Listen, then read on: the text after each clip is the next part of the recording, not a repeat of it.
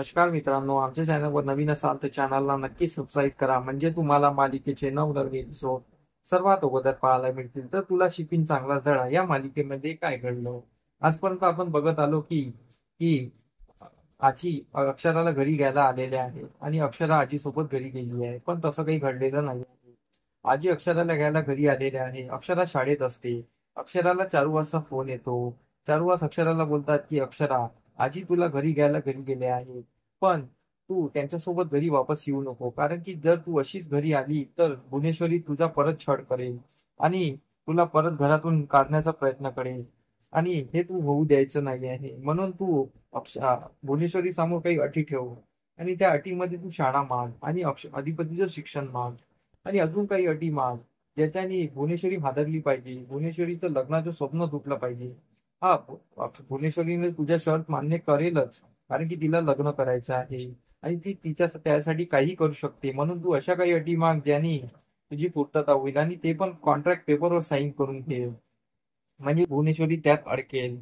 तो अक्षरा विचार करते. अक्षरा बोलते, पण मी आजीला नकार कसा देऊ, कारण की मी आजीला आजपर्यंत कोणत्या गोष्टीला नकार दिलेला नाही, आणि त्यांना नकार दिलेलं मला आवडणार सुद्धा नाही, आणि त्यांना मी असं कसं पाठवू. तर चारुवात बोलतो की बाळा, तुला हे करावं लागेल आणि तुला मनावर दगड ठेवून हे करावं लागेल. आजीला तू यावेळेस घरी पाठव. तर अक्षरा फोन ठेवते. अक्षरा विचारात पडते की मी आजीला कसं नाही म्हणू, पण बाबा बोलताय ते पण खरं आहे. मी अशीच त्या घरात गेली तर मला त्रास होईल आणि मला परत भुवनेश्वरी मॅडम घराच्या बाहेर काढण्याचा प्रयत्न करेल. इकडे घरी दुर्गेश्वरी चिंतेत असते. दुर्गेश्वरीला वाटते की ही भुवनेश्वरी लग्न करणार तर माझ्या चंचीच्या या घरात येण्याचा मार्ग बंद होणार, कारण की अक्षरा या घरात येणार. अक्षरा या घरात आली तर अधिपती तिला परत जाऊ देणार नाही, आणि भुवनेश्वरी लग्न करून मस्त मजेत राहणार आणि हाल आमचे होणार. तर दुर्गेश्वरी ठरवते की आता अधिपतींना सर्व खरं सांगायचं. तर दुर्गेश्वरी अधिपती जवळ जाते आणि अधिपतीला बोलते की की ताई काय करते आहे काही कळत नाही आहे. ताई मास्तरीबाईला आणण्यासाठी खूप तयारी करते आहे, बँड बाजा लावते आहे, आणि लग्न करायची इतकी घाई झाली आहे या वयात. ते पण अशा वयात लोक काय काय बोलतात तुला नाही माहिती अधिपती, पण मी ऐकत आहे. मला वारंवार फोन येत आहे की ताईचं काय चाललेलं आहे, ताईची बदनामी होत आहे. तर दुर्गेश्वरी अधिपतीचे कान भरायला सुरुवात करते, आणि दुर्गेश्वरी समोर पण सांगणार असते की ताईने काय काय कारस्थाने केले आहेत. मास्टरबाईला घरातून काढण्यात आणि ती घरात आली होती, तिला घरातून कसं हाकललं. अधिपतीच्या स्वतःच्या कानावर विश्वास होत नाही की दुर्गेश्वरी हे सांगत आहे, कारण की दुर्गा ही तिची बहीण आहे आणि ही कधी खोटं सांगू शकत नाही, कारण की वारंवार दुर्गा तिच्यासोबत राहते, आणि अधिपतीला त्याच्या कानावर विश्वास होत नाही. अधिपती विचार करतो की खरंच आईसाहेब अशा करत होत्या. तर मग अधिपती ठरवतो की मास्टरबाईला फोन करून सांगायचं. तर अधिपती मास्टरींना फोन करतो आणि बोलतो की मास्टरीबाई, माझं ऐका, तुम्ही सध्या आजीसोबत घरी येऊ नका, कारण की तुम्ही जर अशा घरी आलात तर आईसाहेब लग्न करणार आणि त्यांचं जे स्वप्न आहे ते पूर्ण होणार. पण त्यांचं स्वप्न पूर्ण व्हायचं मला पण वाटते, पण त्यांनी त्यांना एक तुम्ही एक गोष्ट सांगा आणि तुम्ही यामध्ये शाळा मागा. तर अधिपतीचं पण म्हणणं हेच असतं की तुम्ही शाळेची मागणी करा, म्हणजे शाळेचा विषय कायमचा मिटून जाईल. तर अक्षरा पण विचार करते की अधिपतींनी सुद्धा हे सांगितलं. अक्षरा खूप खुश असते. अक्षरा ठरवते की आता आजीला आपण नाही म्हणायचो. तर आजी घरी आलेली असतात. तर मग इकडे विद्या अक्षराला फोन लावते आणि बोलते की आजी घरी आले आहे. तर अक्षरा बोलते ठीक आहे, मी येते. अक्षरा घरी आलेली असते. अक्षरा आजीशी बोलत असते.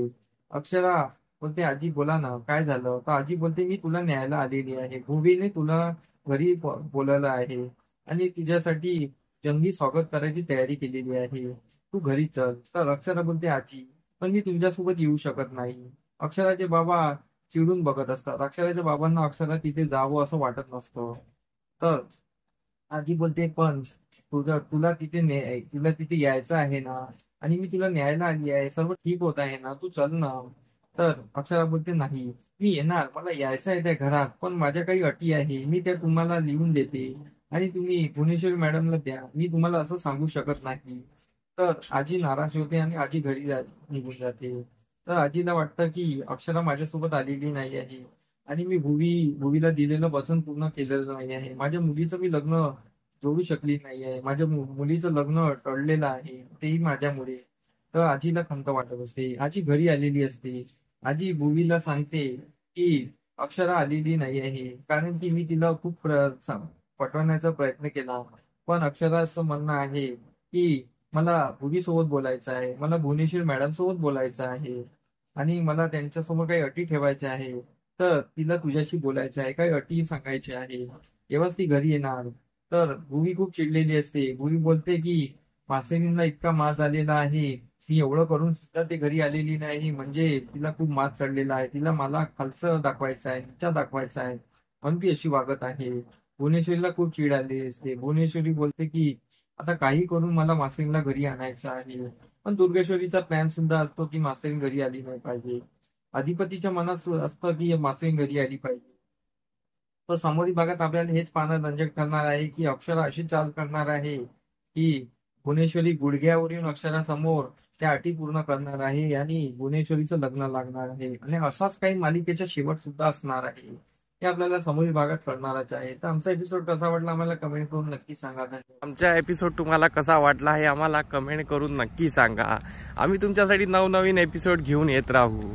त्यासाठी आमच्या व्हिडिओला बघत राहा. धन्यवाद.